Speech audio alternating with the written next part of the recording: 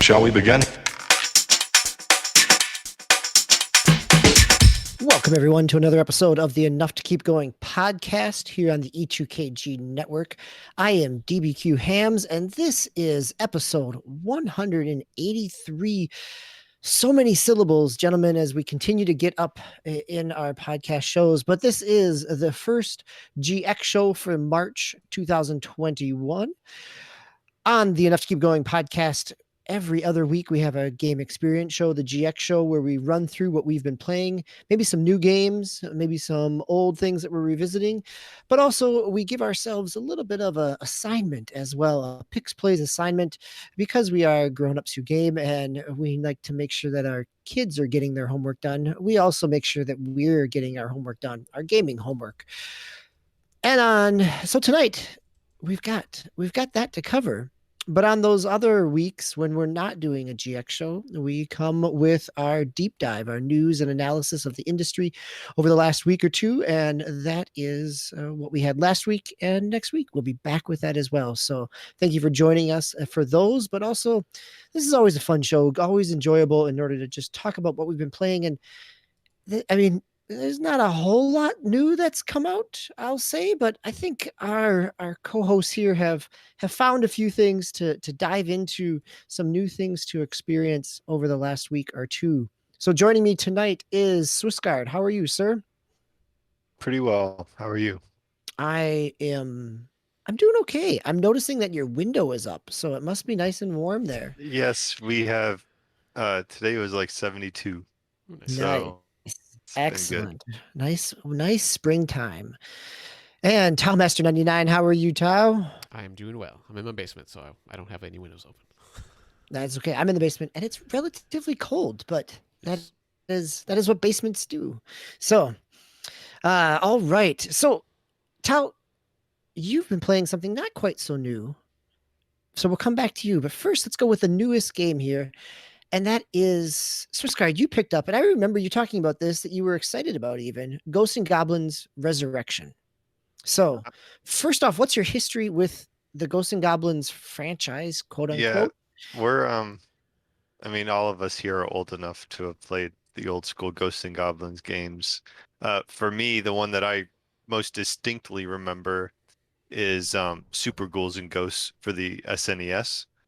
And I remember, I think I got it for my birthday one year, and you know, for whatever reason over the years, I've always kind of pulled it back out and played it some and put it away. So it's kind of been one of those games that I've had a lot of nostalgia for. So when they announced this one, it piqued my interest, and it's only $30. So it's like not a super full price, premium game. And because I probably would have waited if it had been full price, like a $60 title, but it was just $30, so I picked it up. And it's very hard. First, I'll start with some of the positive things. Like, it's very pretty. They did a good job with just the art style. I like it. It looks like, I mean, just the animations and everything, like the way the zombies shuffle and whatnot on the screen, it just looks nice. But my kids, when Arthur like gets hurt, he loses his armor. So then ultimately you end up as a in your trunks with the heart chunks, and this was their first exposure to Arthur in the heart chunks, so they got a kick out of that. But so all like the nostalgia beats are there, but it is definitely a very difficult game. And when you say that, like the originals were not that difficult. I mean, they were punishingly difficult as well. There's like a twist in this one, and it's probably just because my exposure to the franchise and my nostalgia is with Super Ghouls and Ghosts, which had a double jump. This one is like the other titles that does not have the double jump. So for me, it was like I started getting in, and it was very muscle memory. Like, I went in and I started playing it the way I played the old one, and tried to double jump, and it wasn't working, and it's thrown my timing off for like everything. And I think that's like made the learning curve for me higher, is that I expected it to play one way and it's not playing that way. Um, as far as the difficulty level, they have 4 difficulties to start with. And I think it's like something page or page, squire, knight, and legend. And I started trying it at the knight difficulty. They do have checkpoints as you go through, and I think as you move up in the difficulty levels, they kind of take away some of those um what's the term? Just like niceties to have, nice things to have, whatever, safety nets. And but one of them on night also is they have like checkpoints and they have banners of resurrection. So if you get a certain distance, you can actually kind of start the level again, but farther in. So it kind of works a little differently than the checkpoint. I'm not exactly sure why they have the t distinction. Um, but both of them are in there. I was playing it at night and it was, I wasn't making much headway. I'd kind of grind my way farther and farther in the level. Um, but I wasn't making terrible. I dropped it down to Squire and I started like kind of getting right through. So the difficulties, um, there is a stratification there, and if you are struggling too much, there's probably a level that you can play at and succeed. But for the most part, it was hard.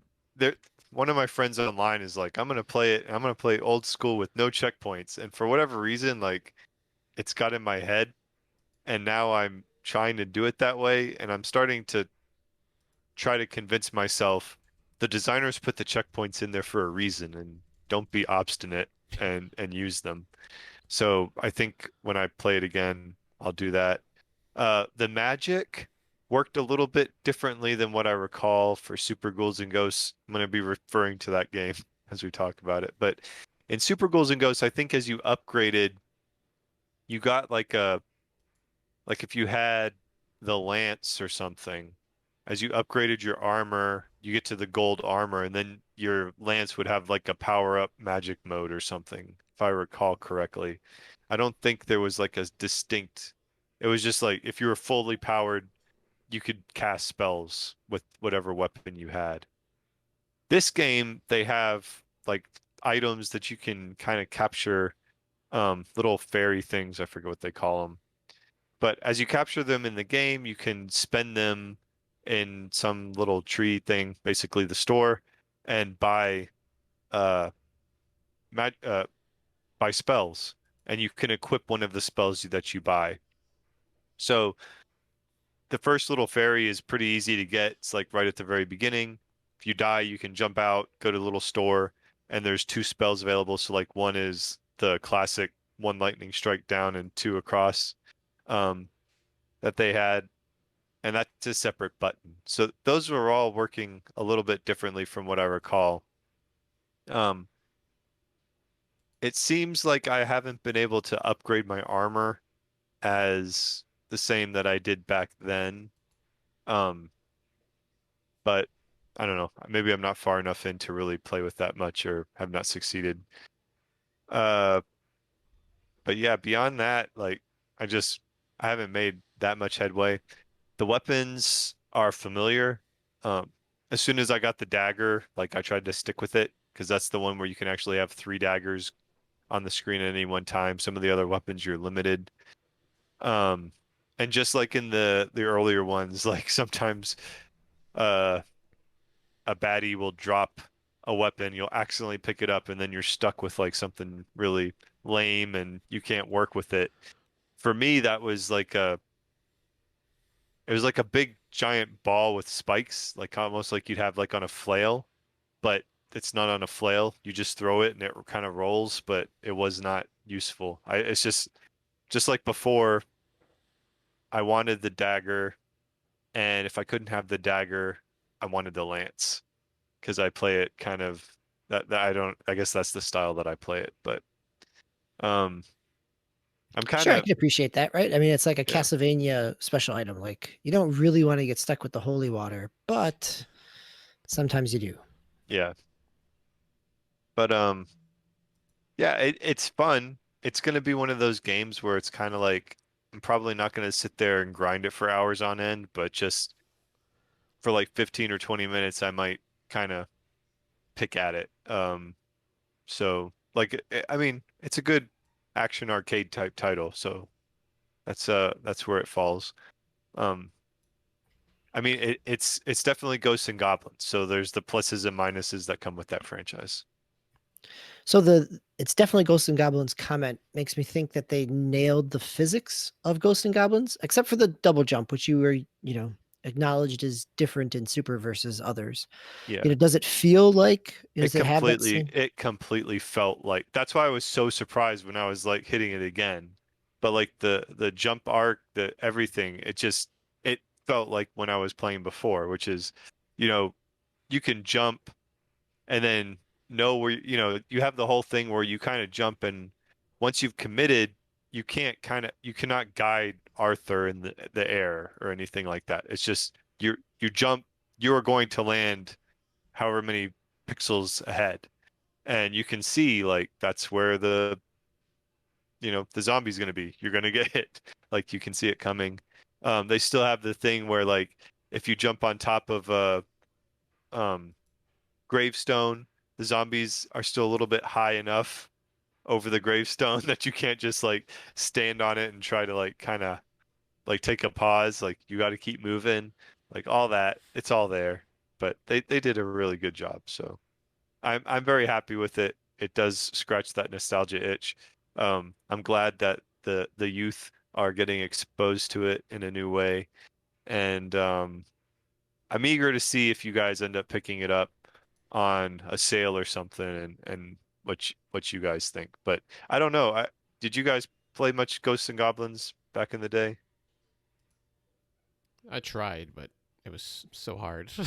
So hard, even That's back a then. fair statement. Yeah. Yeah, right. I remember renting it on what Ghosts and Goblins. The original was on NES, right? Like, it had the classic kind of neon grid Capcom box. I remember renting that, and I was glad that it was a rental because I did not commit to it. I've definitely sunk some quarters into it at an arcade, but never picked up Super on the SNES. So The there was that one title for I want to say it was the N64 or the GameCube, Maximo. that's PlayStation 2 Maximo. Yep. That's Mac what when you PlayStation. said when you were talking about your history with Ghosts and Goblins, I thought, oh, is he gonna bring up Maximo? Like, oh, I think that was one that was definitely on my radar, and then for whatever reason, I never ended up picking it up. But I think that one was so, I mean, that was like a 3D action adventure. it was very much an early PlayStation. I mean, it wasn't even that early, but it was in that generation of 3D action platformer types of games. Yeah, so I never did play that one. But yep, it was if you enjoyed it in the past, you'll like this one. Um if you like challenges, you'll have a challenge. But if you're looking for a casual experience, move on. That's kind of the succinct summary of my feelings on this one.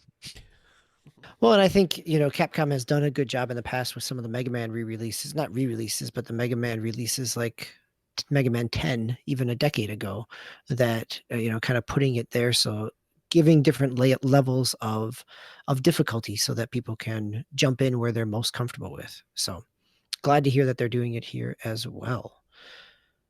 Tao, so let's move over to you. You're also playing a game on the Switch, but it is not necessarily new, but it is new to the Switch as of this week, even if it had a little hiccup, it sounds like according to launch, but Apex Legends is now on the Switch. Yes. So yeah, it's actually been on pretty much everything else for a year or two, I believe. Came out the same year as Anthem, so Okay. 2019. Yeah. So yeah, finally came to Switch. I think it was supposed to come out maybe in that early last year or late last year, maybe even earlier this year, and then it was delayed for a little bit. finally came out. Kind of a weird release. Like they didn't release it until like late at night, or I should say late at night, but like kind of early evening. It was like 6 or 7 when you actually were able to download it, which is kind of weird. You couldn't even pre-download it. Well, it was like 25 gigs, so it's fairly hefty. I think the download, I mean, it didn't take me too long. Well, it did kind of take me long just probably because everyone was downloading it at the same time. So I didn't get to play it till the next day. And I'm going to play it now since, I believe, Tuesday when it originally came out. So it's something.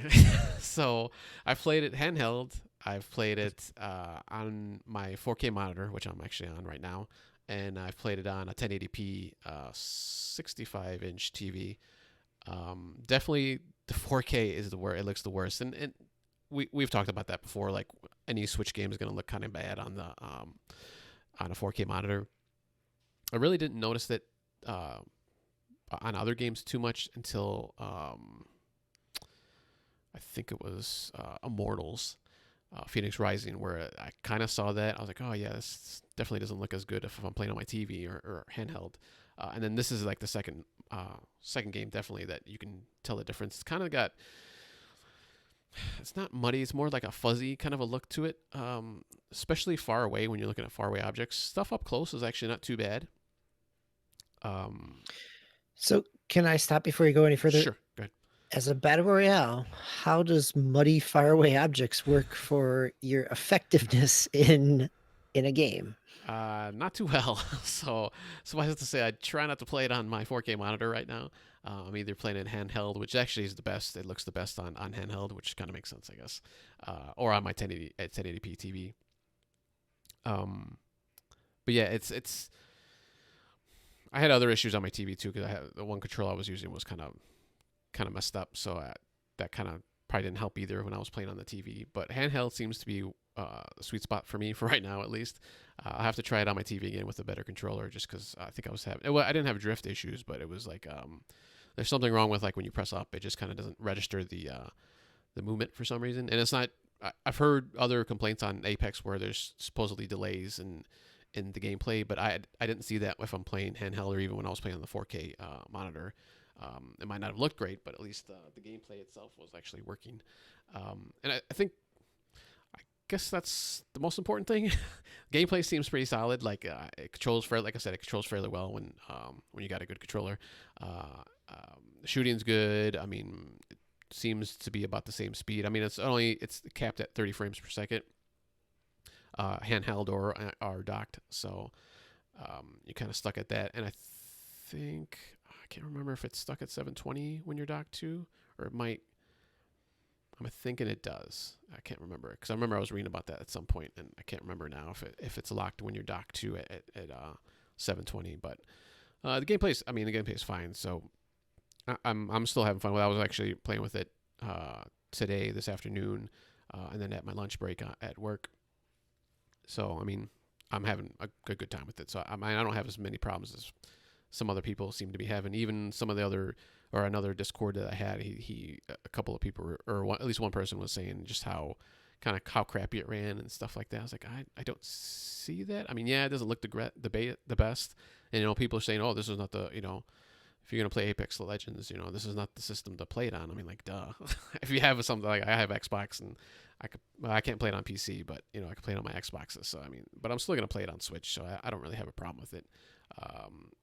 There have been a few times now though where it's like either the game's totally locked up, or and I had to like quit out of the software, or it just like errored out and it was like, hey, there's something wrong with the software, and it just kicked me back to the the Switch menu. So that's kind of happened, and at first it wasn't happening all that often. Now it seems to happen I don't say quite a bit, but a little bit more than before. So I don't know if it's just because more people are coming on, if there's issues on the server side, or I don't know.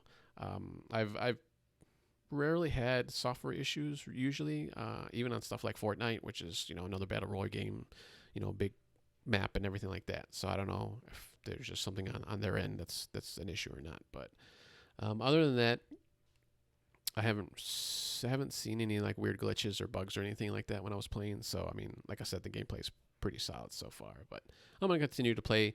There's no cross progression, even though you do have to either sign up or sign in as your EA account when you first log into on the Switch, which kind of stinks.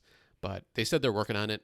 We'll see if that kind of goes through or not. But hopefully they get that going. I mean, I just started playing again on the Xbox, so I don't have too much right now. But I did buy the Battle Pass though, so that'd been kind of nice to kind of have that come over. But I'm not gonna buy it twice, so I'll just play. I get the free stuff, the free tier stuff, while I'm playing on the Switch. But hopefully one day they can get that working. So it's cross platform play, but not cross progression. Okay. Right. Yeah. Yeah. Yep. So I was actually playing. Oh, that was another thing. I'm glad you brought that up. So, yeah. So it's cross-play with PC and the other consoles, Xbox and PlayStation. But I was playing with a couple of friends that were on the PC, and this has happened too on a couple other times I played. Their sound, like you can do voice chat through the game, but the sound was like really bad, and it was like just all garbled and kind of electronic, robotic sounding. So there's obviously something there they have to fix. And I had that happen too, just with randoms that I could hear people talking, but it was just like, so I was like, whoa, like I thought it was just like something with the headset or something I was using, but it's happened a bunch of times now. So, and I've seen online where that's an issue too. The sound was like just real terrible for some reason, which I mean, okay, that's fine. I mean, I'm used to kind of playing just, without anybody talking anyways, but so it was kind of interesting to hear actually people talking, which is pretty rare nowadays, at least when I'm playing any kind of multiplayer game. So it's at least people are talking. I just couldn't understand them, unfortunately. So, but yeah.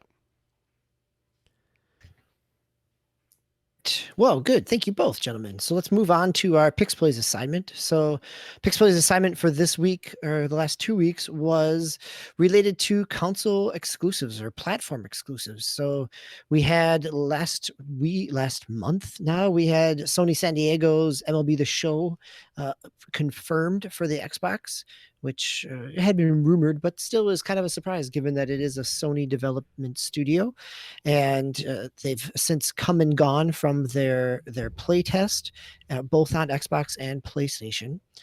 So the assignment here was to play a little bit on another platform exclusive, either one that was platform exclusive and had switched, or something that still remains platform exclusive, and to see how, what its legacy, how it holds up, not necessarily holds up as a game, but what it means in terms of the platform that it was attached to, or is attached to in this case. I dipped a little bit in of going back into the early 2000s. Sonic Adventure 2, which was originally on Dreamcast and then came over to GameCube. I played it on Steam because I have it in my Steam library. And I can remember, at that time when it came over, it was one, the Dreamcast had died by that point, but also the fact that Sonic was then on Nintendo platform was big doings back in the early 2000s. Also, It's back hard. in the early, go ahead. I mean, it's hard hard to think like, about, isn't it? yeah, I mean, I don't think I'm gonna sound really old, but I don't think kids today really understand how much there was like a difference, like the console, like the lines drawn between consoles. I mean, we get it a little bit with like the Mario titles and stuff, but it was there was a lot more isolation between like your Sega and your Nintendo and PlayStation. There wasn't as much crossover. So yeah, No, I Sonic think on it. you're absolutely right. Like, I've been thinking about that for this assignment, is how different the industry is now compared to how, I think isolated is a good choice of words, right? That it was very segmented in terms of, these are the games that were available on this platform and these are the games that are on this platform. And the same thing was true on PC, where now there's a lot of crossover, but what you would play on PC would be drastically different than what you were playing on console for a number of years. But I think, it really seemed, looking back through the history of this, sometimes it really seems like we get to a turning point here with the mid 2000s, early 2000s, because Resident Evil was initially a GameCube exclusive. You could buy it with the chainsaw controller and everything. But then it very quickly came out on PlayStation 2, which makes a whole lot of economic sense given the install base of GameCube versus PlayStation 2, and now since then, Resident Evil has been ported to almost anything, right? It had waggle controls, pointer controls for the Wii. It's been HDified and up on Xbox One and PlayStation 4. But it is kind of that aspect of one of the early instances where I could point to and say, here's where a console exclusive needed to no longer be a console exclusive because of the economics of it all. And I think that more and more we see that in development, and what might have been a console exclusive, even with the announcements of Days Gone and other Sony games coming to PC, that there's resources and money invested in the development of those games, and then to bring them over and expand them onto other platforms to recoup some sales, some cost as well. Tao, you though have a game that never really came to PC, but only through Windows Store and now through Game Pass. And it has not been, and it will probably never have a real sequel either. And that is Sunset Overdrive by Insomniac, which is now owned by Sony. Yeah, so this was more of not so much the game, but the studio. So as I mentioned a couple weeks ago, I was bending the rules a little bit there. So yeah, like you mentioned, this is an Insomniac game, and they've done pretty much Sony exclusives for the most part. They had like Spyro. I'm trying to get to their games here. Spyro, Ratchet and Clank, Resistance, and then obviously Marvel Spider-Man and the Miles Morales game this past. Wait. Where's Fuse? You forgot Fuse. I was getting to it. Okay. Just, I want to get all the highs and lows of Insomniac's career here. So yeah, actually, when I was going through their history, I was like, I remember the game when I saw it. I don't think I ever played it. That was a third-person multiplayer action game that they actually released on Xbox 360 and what would that have been? PlayStation 3. Yep. Yeah, I just totally forgot about that game, and I think pretty much everybody did, because I guess it wasn't well received, as most people remember it. But yeah, then they came out with Sunset Overdrive, which was, like you said, it was just for Xbox One and then later on PC. So, but I want to talk about this just because, like you mentioned, like, one, we're not going to see most likely a Sunset Overdrive 2 unless maybe they do it on the PlayStation. I don't know if they own the IP or if Microsoft does. Unfortunately, I didn't get a chance to check on that. But like you said, yeah, now they're wholly Sony owned, so we're not going to see anything from them for a long time, probably, if at all, and anymore. So it was kind of a bummer, because Sunset Overdrive was a pretty fun game. It was kind of another third-person action game, as I was playing it, kind of a cross between like Crackdown and Jet Set Radio or Jet Set Future, whichever of those games you played.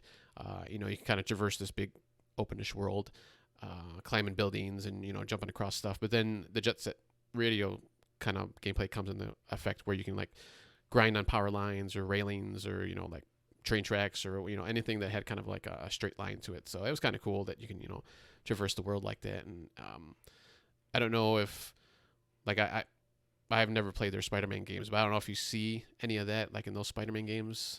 Yeah, I think so. I could see some of the lineage there. Just like in Sunset Overdrive, you could see some of the lineage of Ratchet and Clank as well, in terms of some of the movement and the grinding on, riding rails, things like that. Okay. Oh yeah, I guess. No, I think that in Ratchet and Clank, right? In the Spider-Man games, you get not so much the grinding aspect, but the fluidity of movement, which the bouncing and kind of momentum that Sunset Overdrive brought in, you get that with the swinging aspect in Spider-Man. Yeah, it is actually kind of hard to do when you're trying. I mean, you can kind of just walk around and beat on people or those monsters and everything, but I mean, when you're trying to, like, if there's like a giant monster that you have to use like the sliding and grinding, that's pretty hard to be doing that and trying to shoot and making sure something's not gonna knock you off, or you have to like jump and grind on something else. So it's very interesting though. Hard. It took me a while to get used to it, at least. But yeah, I mean, that was one of the reasons, or pretty much the only reason, was just because the company itself is pretty much locked in Sony now, and I don't know. I didn't play. I think I might have played a little bit of Spyro at one point on one of the systems, but I really hadn't played much of anything else because I never played Resistance or Ratchet and Clank. They started on PS3, right? both of those series? Or Resistance was PlayStation 3. Ratchet and Clank goes back to like PS2 Yes, oh, it they did era. does. have a Yep. PS2. It's Okay. in the Sly Cooper, Jack and Daxter kind of character mascot Oh, aspects of things. okay. Yeah, What I was the last Jack and Daxter? Okay, I'm sorry. I wanted to. no, I was gonna say I didn't realize I went back that far. I don't remember that being on PS2 because I did have a PS2. That was like the last Sony system I had, but maybe that was like near the end of the life cycle or something. But yeah, I mean that was like the only reason I wanted to bring that up, just because it's kind of a bummer that we'll never see anything. Well, maybe on PC. Who knows? I mean, Sony's doing PC stuff now too, but I don't do any PC gaming, at least not right now. So I probably won't be able to play anything of theirs. So yeah. All right. Good choice. Good choice. Swiss, you took a game that I don't know. Again, let's bend those rules a little bit. That so this was a game that technically I guess was a PC platform exclusive because it was in the Epic store, but now it's in the Steam store as well. But Well, it was on other platforms. So yeah. I mean, ha- it was on PS4 and Xbox. I focused on the fact that it went to a platform that was unexpected.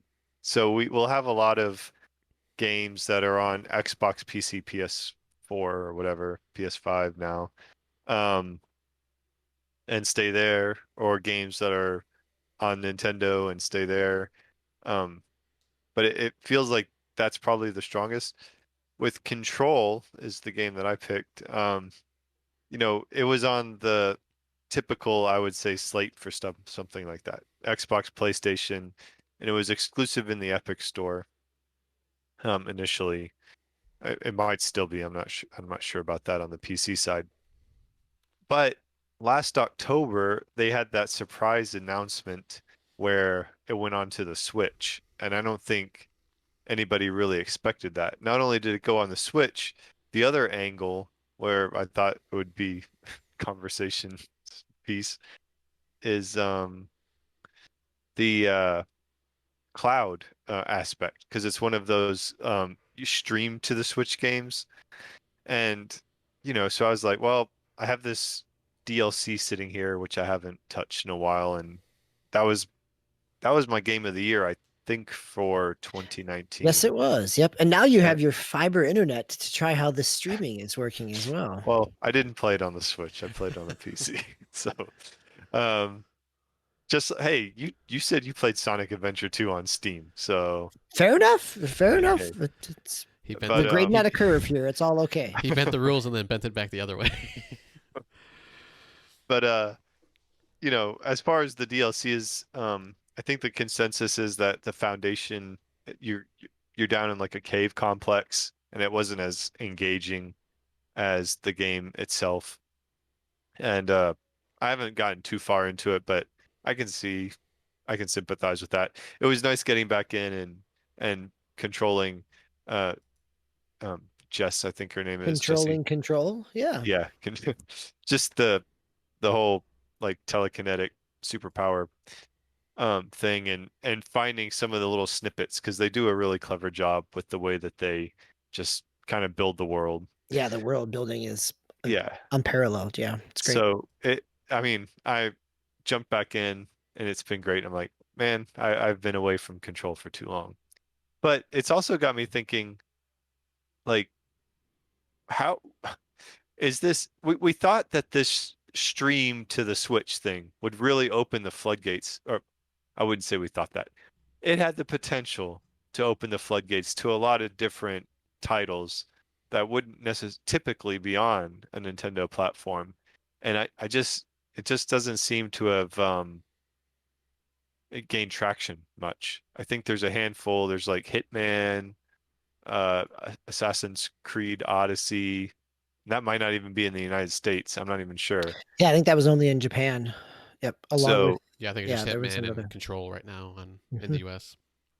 it's I think from that perspective of jumping multi-platform, but then I don't know. It's like Nintendo is just like, okay, we'll do it, but they haven't seemed to want to build off of that much. So I played the demo, or like the first I guess it's like the tutorial level on the Switch when it first came out, and it ran fine. But I mean, you don't really do much on that first level there. You're just kind of going through the control building, or I think it's the headquarters or whatever. I don't even think I used my power. You were even able to use your powers after a certain point. It was just like, all right, now if you want to play the rest, you got to buy it. So I was like, oh well, okay.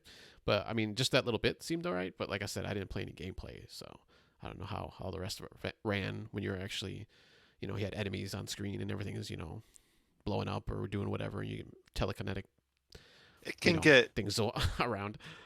Yeah, I mean, for that, it completely makes sense to be that streaming would be the way that it had to be implemented on a Nintendo, because like I can imagine in some of the levels, there's a lot of objects that you can just pick up and fling across the room, and you know, I can see that maybe uh grinding the gears on the Switch a little bit aggressively if it had been native to the platform, so to speak.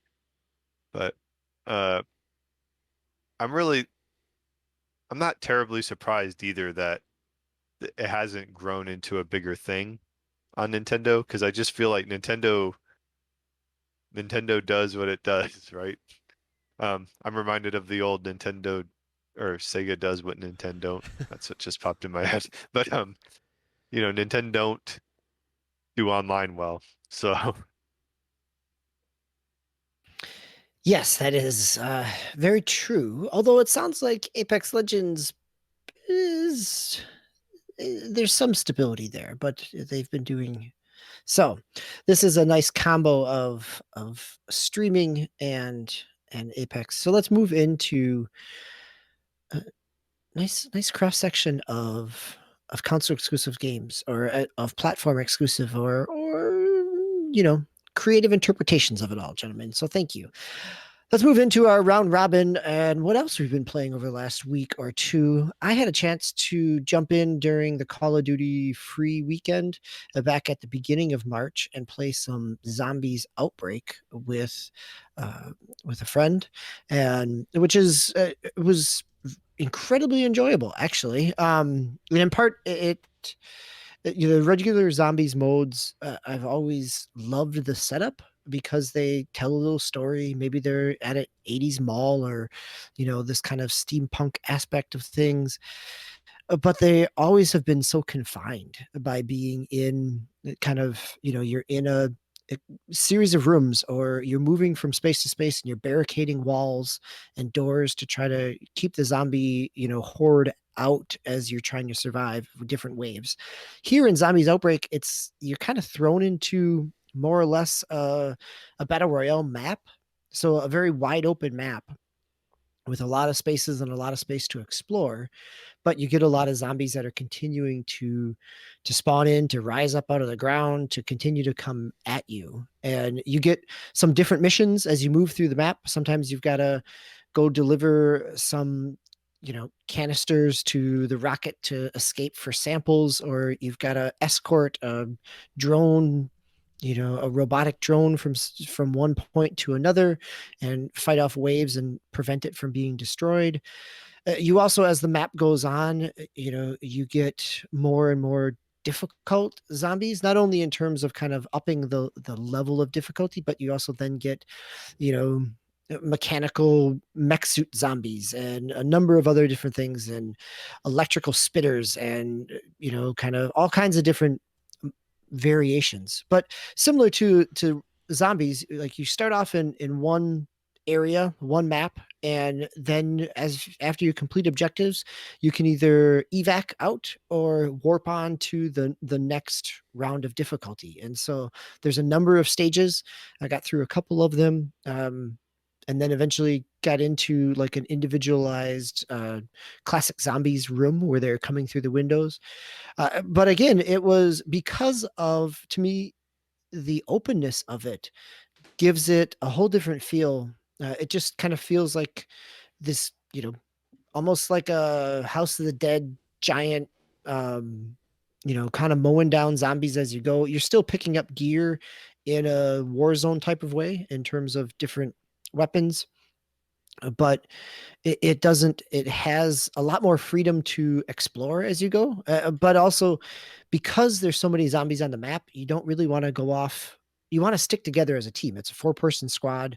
Um, my friend and I stuck together, but then also ended up trying to group up with the other 2 people because of the fact that there's just that many zombies there that if you're going out by yourself, you're going to die pretty quickly. So it's a new mode. I actually found it incredibly enjoyable, and the fact that I'm talking about a Call of Duty game on an E2GG show and not a Gasicles or Tao also says something about maybe that there's it's nice that Call of Duty can offer so many different avenues of gameplay. That it feels different than Warzone. It feels different than the campaign and traditional multiplayer. It is one more different type of experience that they can provide. So good for them. Swiss, you have been playing on and off Civ 6 for quite a while now, but you're still kind of chipping away at it. Is this still your friend multiplayer game here? Yeah, I've actually in 2 play by cloud games. So this will be a really quick update. Um, if if you haven't really tried that fashion of playing Civ 6, and the uh the big thing is you log in, you take your turn, and you're done. So it's kind of the thing that I've noticed the most is is that you it seems to take longer to boot into the game than it does to turn. So like I get in, I have to load it. You have like your screen where they do kind of the intro music and everything. And then finally it loads your map and you do 2 or 3 things and you're done. So I'm hoping that as the games progress in the weeks and months ahead, when more stuff is available, it'll feel a little bit more substantial. Um, I only actually encountered another player like today for the first time. So it's been me and the barbarians for a while now. But I kind of like it because you kind of let yourself really focus on strategizing a little bit more. Because like nobody's really waiting on you. And you also want to be efficient with your turns because you don't get them so often. So it's more like, okay, I find myself every time I log in plotting my next 2 or 3 moves and making sure that everything is still lined up for those few moves unless, something happens to, oh no, I just found some barbarians and I might have to adjust. But it it definitely has emphasized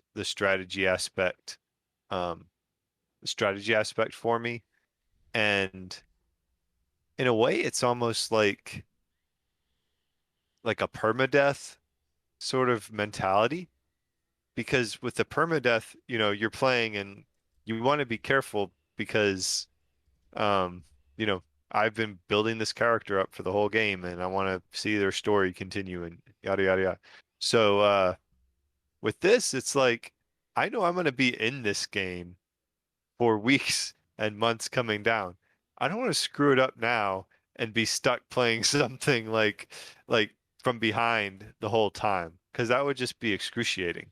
Um, so at this early stage, Civ 6 play by cloud uh, status update, I am trying to be methodical and careful, and we shall see how things proceed um, in the coming weeks. Nice. Well, it'll be fun to check back in with you. That's a neat way to be able to play with distant friends. So Yeah, cool. we've been using, by the way, like Steam will notify you if it's a turn, so you get the little Steam pop up. Even in the game, I can be in one of them, and I'll have like a Civ 6 notification, like, oh, you encountered barbarians, and then there's another one. By the way, it's your turn in this other game. And then we've also whoever kind of started it hooked it into Discord. So everybody gets like a Discord ping when it's their turn. And that's how we're keeping it actually flowing. So I have been making a turn, once every day or 2 days. And one of the games has like 12 people in it, 10 people in it. So it's been moving at a decent clip. Wow, that's neat. Yeah, I know when they did multiplayer on iPad, you would get your notifications that it was your turn as well. So that's cool. So Swiss and the Barbarians, but there is no barbarian class in Diablo 3, Tao. So what brought you back to Diablo 3? Was it the discussion? Was it BlizzConline? Or was it just something to play with? Are you playing by yourself or with others in your family? I'm actually playing with a friend of mine. Uh, this is the same friend I started playing with on Warzone last year, and I had mentioned that I had Diablo 3 on the Switch, and he has a Switch too, and he has it on there. And I don't know if he just didn't hear me or if he just forgot or whatever. And then the other day we're playing, I think we're playing Apex or something. We're playing something, maybe Fortnite, and he mentioned actually we're playing Apex because we were playing with a full trio, another friend of ours, and he had mentioned we were just talking about games we're playing, and he was like, oh yeah, well, I play Diablo 3, sometimes a PC, sometimes a Switch, and he's like, oh man, you should. One of you guys should get it. I was like, I have it. I told you that. So it kind of came up again. So we started playing over the weekend again, and I think I had only gotten to like, I don't know, like maybe level 13, 12 or 13 or something like that, somewhere around there. And then playing with him, we kind of power leveled me. So I'm up like almost to 30 now. Because as you kind of progress, you kind of unlock the different difficulties.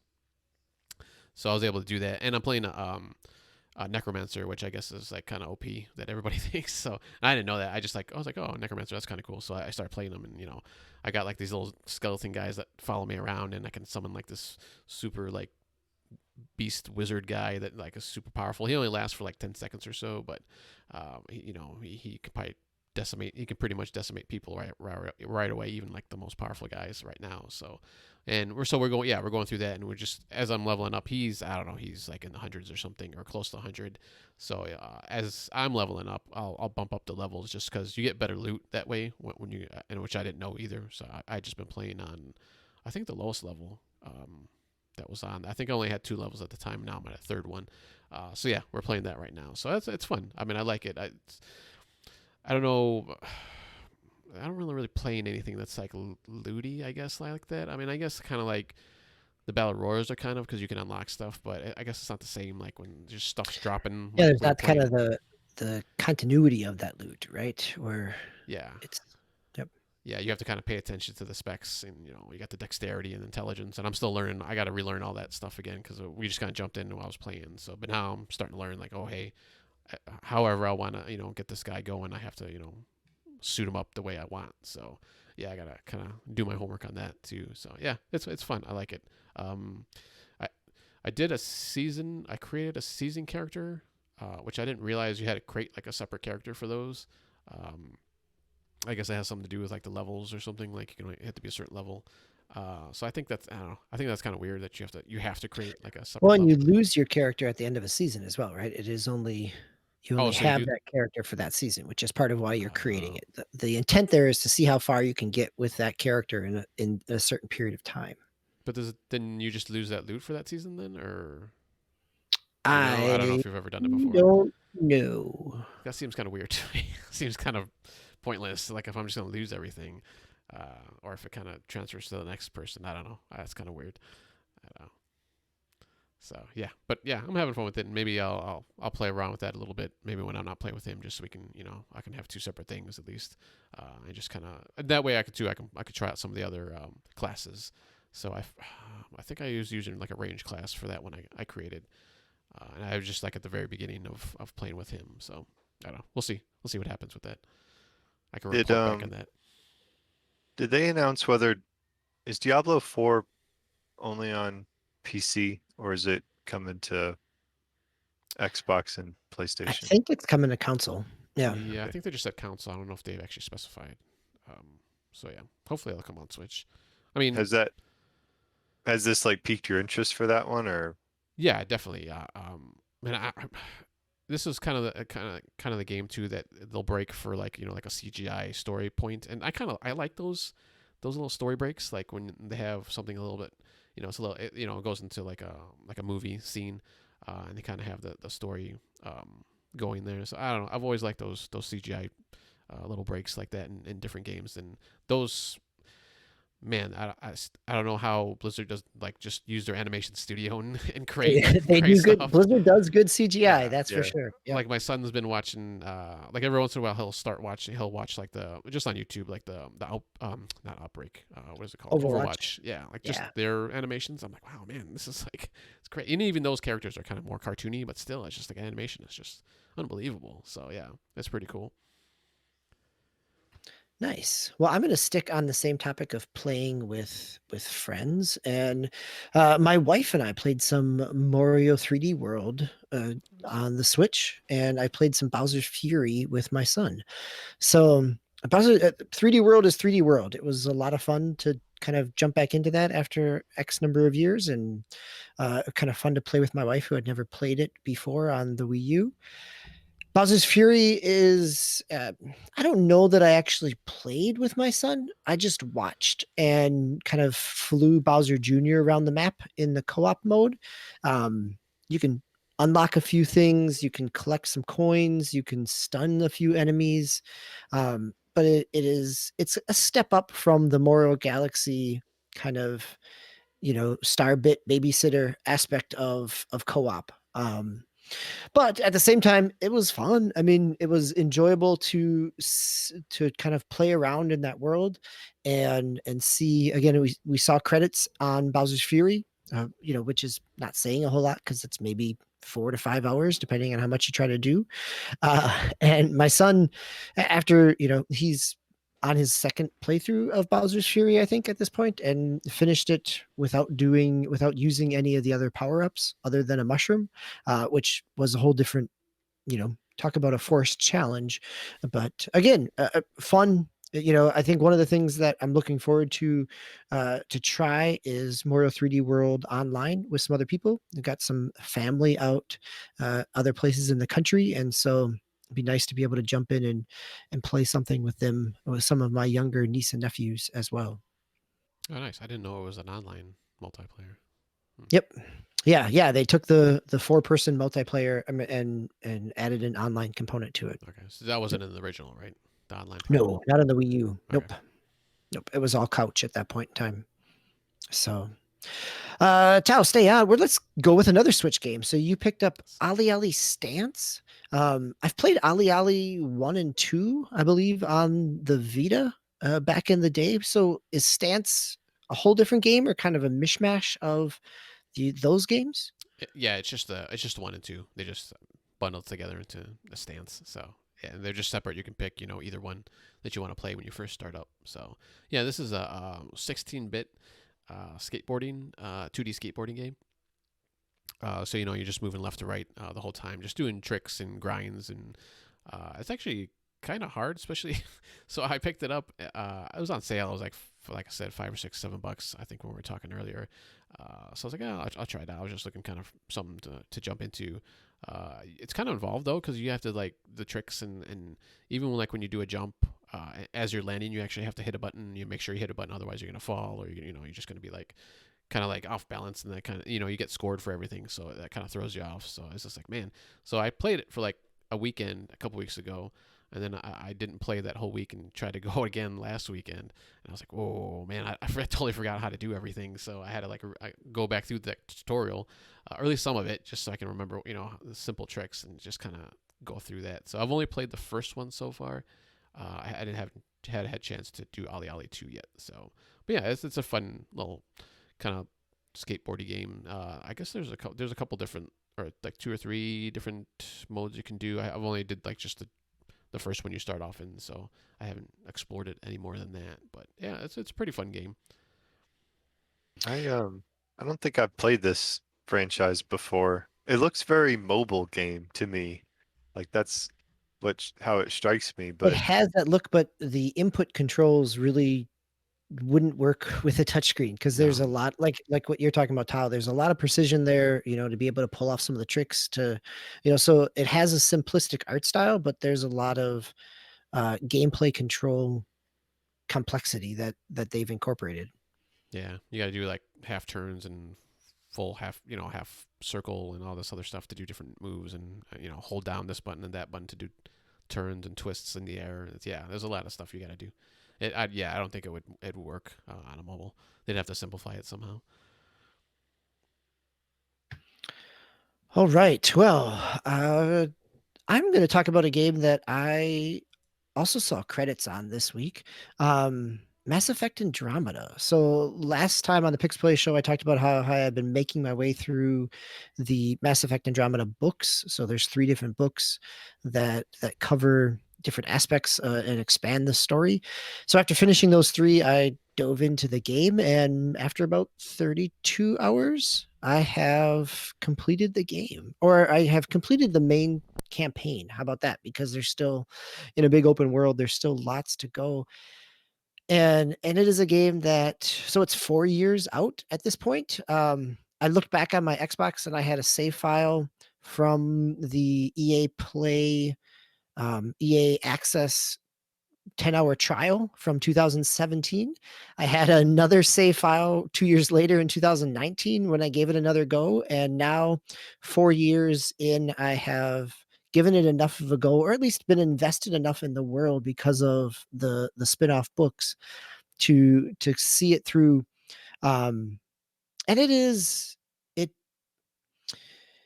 in the state that it's at now, it does not deserve nearly the amount of hate and complaints that it got. Looking back on screenshots at the time and videos at the time, I totally get why it got as much criticism as it did, because there are still, even multiple patches later, 4 years out. Granted, they haven't really continued to work on it after the first few years, but there are still times when facial animations are not perfect. You don't get the kind of lazy face, sleepy face, whatever, tired face, whatever they were calling it at the time. But there are still some characters that are really well animated. And then there are others that, and surprisingly, sometimes it is people still in that main cast of characters that don't look exceptional. But that's okay. I think I'm a little more forgiving of this because I played around on the last Pickz Playz. I played around with Mass Effect 2. And so going from a 10-year-old game to a 4-year-old game, I was probably a little more forgiving in the graphics because of where it had come from. And I also appreciated the graphics a little bit more because it does have HDR and it looks really nice. Combat in Andromeda is fun. It's really fluid. And in some ways it feels like, within the timeline of Mass Effect, it takes place around the same time as Mass Effect 2. So it is the Shepard, Shepard is, they left the Milky Way system around that time period after Shepard died, and things were still, they were just beginning to have rumors of Shepard being seen again, and they're off for 600 years. And so in part, thinking of it within the context of this is right, there's a lot of headcanon going on here to self-justify this, but thinking of it within the aspect of that, it feels like the continuation of Mass Effect the original. Not so much in the combat and in the gameplay, because the combat is much more action oriented and done really well there, but it is very much about exploring worlds that you are out in, not in the Mako, but in another rover. You've got worlds to habit, to make habitable. And so there's a lot of aspect there. And in some ways it's got some of the same overlap of that same story mode with Outriders in terms of trying to make a planet habitable for remnants of humanity and for other species as well. But it, that piece makes it feel, kind of in that same continuity. There are places here where it feels kind of like almost too close to the Mass Effect piece. Like they're in a whole new solar system and galaxy. And, but at the same time, there's also an ancient civilization race that doesn't, that populated the planets with technology that they don't quite understand, similar to the original Mass Effect piece. So again, there are some really creative things that it does, and then there are some things where it maybe hews a little too closely to some of the Mass Effect kind of the outline, the cookie cutterness of some of that other pieces. But again, at this point, Mass Effect Andromeda has been on sale for $8, $10. A box copy you can get used for $5. I had a lot of fun with the 32 hours I put into it and really invested in the characters. So well worth it. And it really it also got me pretty excited to see what the Mass Effect Legendary Edition is going to be coming in May.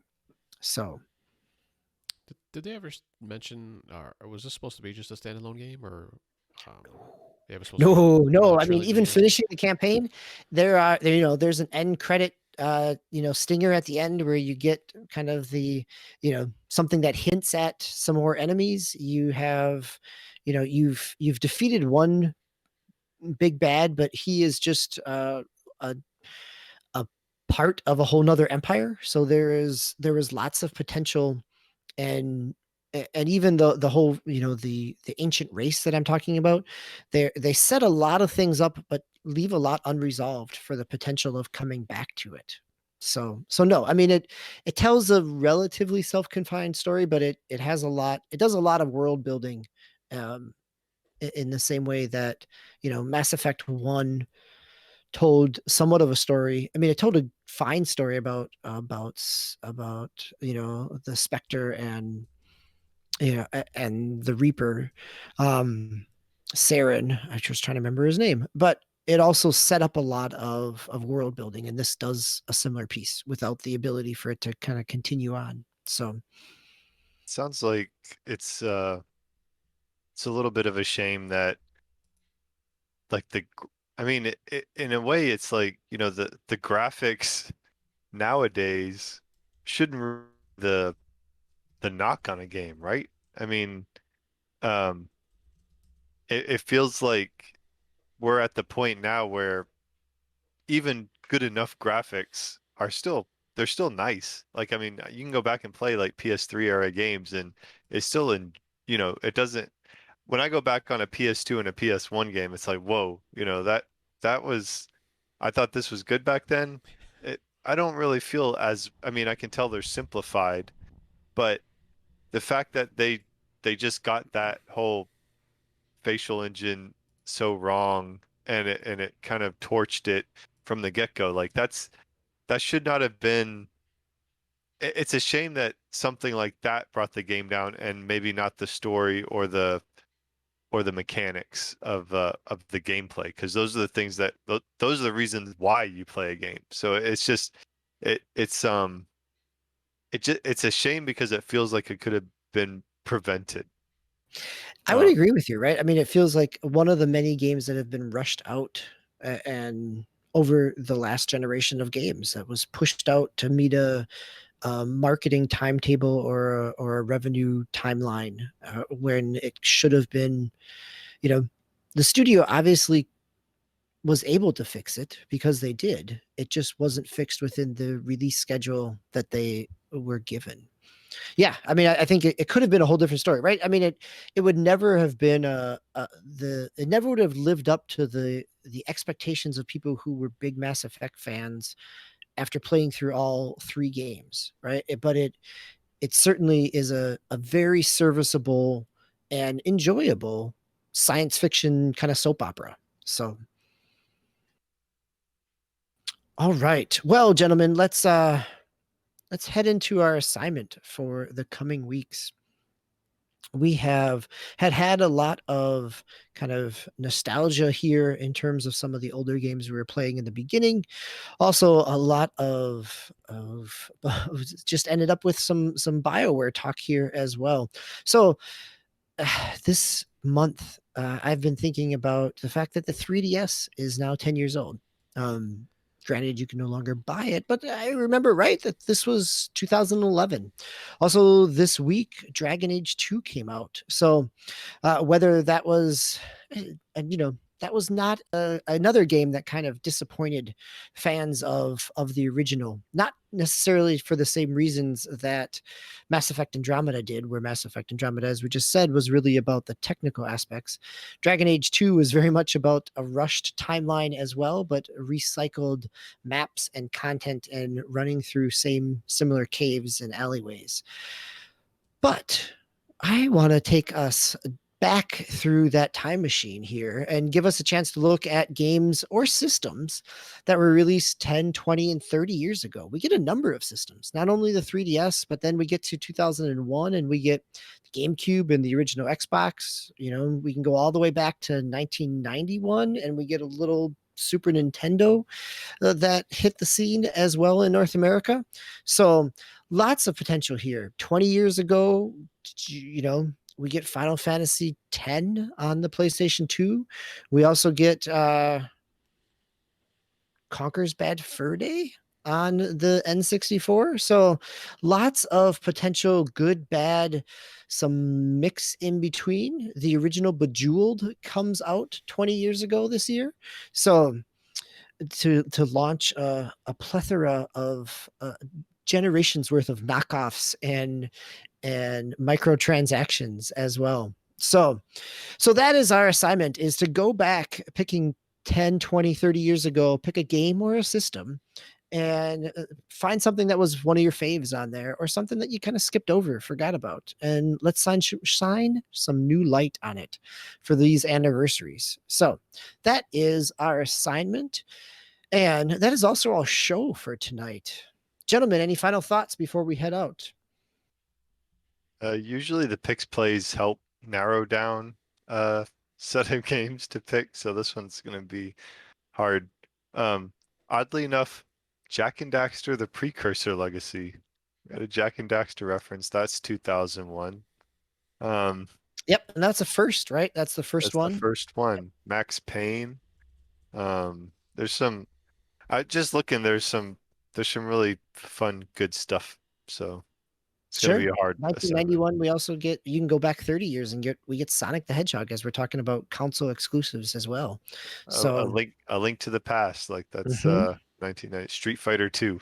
There's some good games in 91. Yeah, Skyward Sword, which is coming back out with the HD remake. I'm not saying it's good. I'm just saying it happens to be an anniversary. So if you're going to choose an anniversary link to go to, I would also agree that Link to the Past is probably your better choice. Right. So, all right. So next week is our deep dive episode here. It is going to be hosted by you, Swiss. You are the host for next week, and Agassicles and myself will be back here to talk us through the gaming news and industry analysis on our deep dive episode 184. So for myself, DBQ Hams, Towmaster99, and Swissgar, this has been enough to keep going here on the E2KG network. So thanks for joining us, watching, listening, and participating. We're always glad to have you. So, and remember, we may always make time to play the games we like. We've been making time to talk about and play the games with those of our friends and family, and we hope you do the same thing. So play those games you love those you play with, and take care of yourself. Good night. Oh, for sure.